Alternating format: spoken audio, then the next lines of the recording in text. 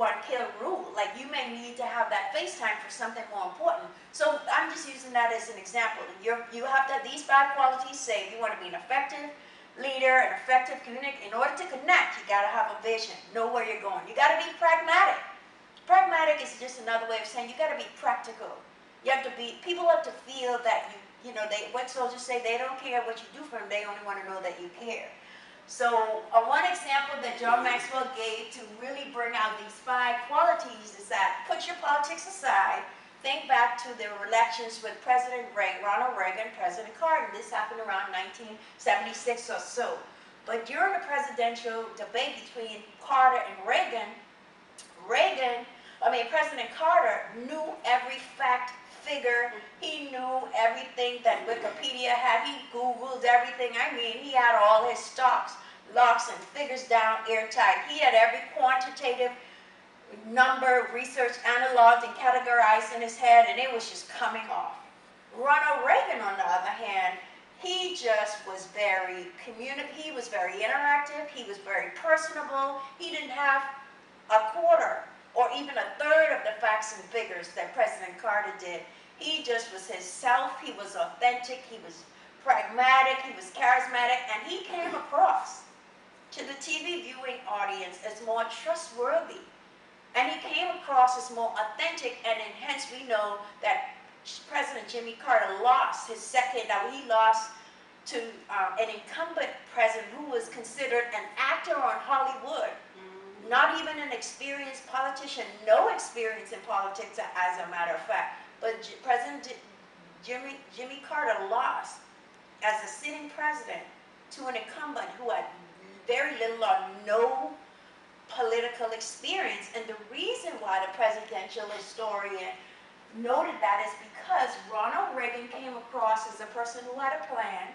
He was more pragmatic. He came across as, you know, very easygoing. He had very practical solutions to some of the country's greatest problems. You remember, just say no? Remember that slogan when we were growing up? That was President Reagan, just say no. And I'm by far, you know, that's not even my political persuasion, but you get the point. He was pragmatic, just say no, no to drugs. Consensus building. He definitely, instead of shooting out facts and figures about what the drug problem was, he said, listen, he said we need to start from the grassroots up. He built consensus. Not only was he communicating linearly, but he also did horizontal leadership. He took it from both ways. And he kind of like, he said, let's go grassroots up. He said, let's go grassroots up. He did it horizontally, he did it vertically. It was just not a linear thing.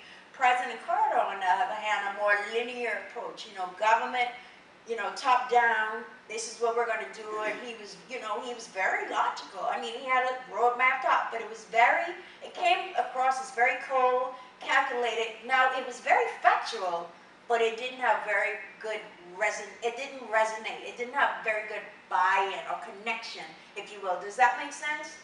All right, so he was also charismatic. Ronald Reagan also came across as way more charismatic, and we know the charismatic king is who? President Barack Obama. There is no other president on the earth that has more charisma than that. And I will always tell my story that when I worked at CENTCOM, in 2014, I was selected to be the escort officer for President Barack Obama.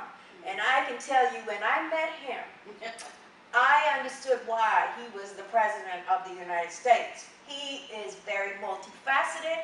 He has high emotional intelligence, and we call it EQ, emotional quotient, like IQ.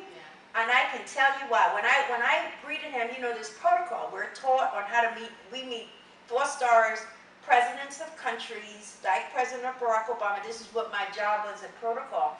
And so we have a script. We know what to do. This is clockwork. We rehearsed. When I met him, and all my job was to do is meet him from the beach to the elevator and take him up and, you know, to the proper room. And I can tell you that was only supposed to take like 5 minutes and like 11 seconds. And he came through and he said, and I introduced myself, sir, you know, I'm Captain Thomas. And when we got inside the elevator, he said, what's your name?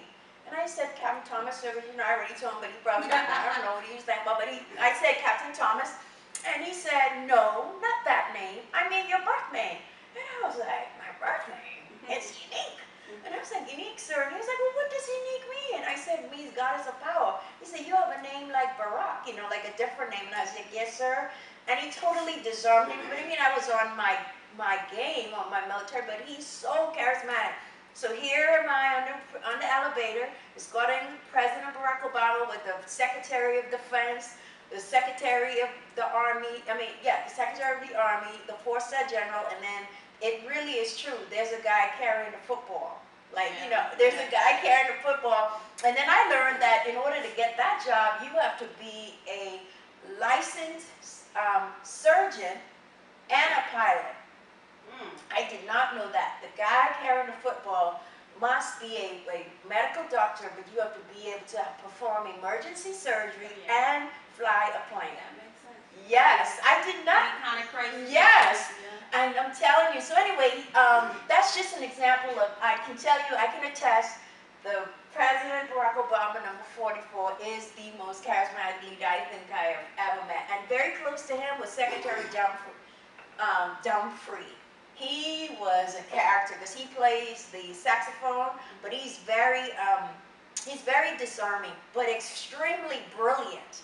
And I appreciate those type of leaders because I'm very intense, but they showed me how to be intentional, be serious, but as a leader, what they demonstrated is that you can be authentic. You can be authentically who you are, keep everything intentional, proper, in the right perspective, and they showed me this is how you do it, because he was himself. I can tell you that he was himself. And everybody, some leaders, they're very intense.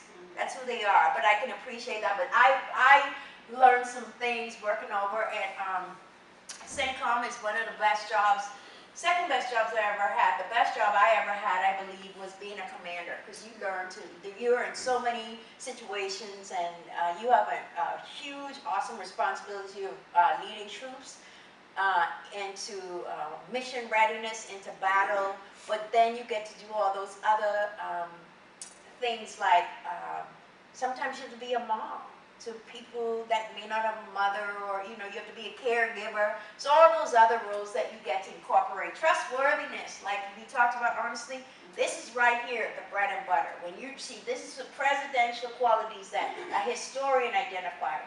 So this is a basis right here, how you can learn. These are some principles that you can begin focusing on if you want to understand and learn how to be an effective communicator and be a connector. And if you don't have 5, you can start right here.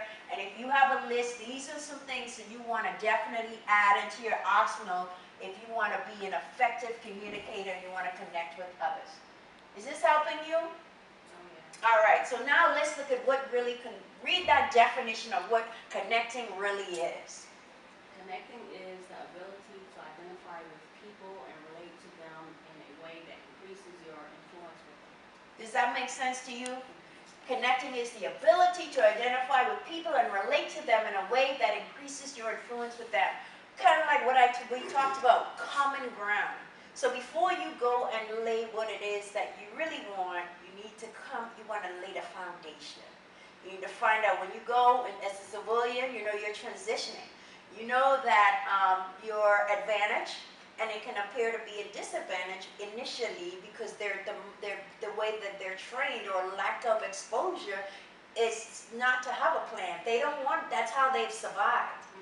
Not having a track where everybody gets to create their track is how they've survived. So just everybody do what they want. But you, on the other hand, this is why you're in this class on leadership. Because why? You're going to be focused and you're going to have a plan. You have to be determined and non-deviating.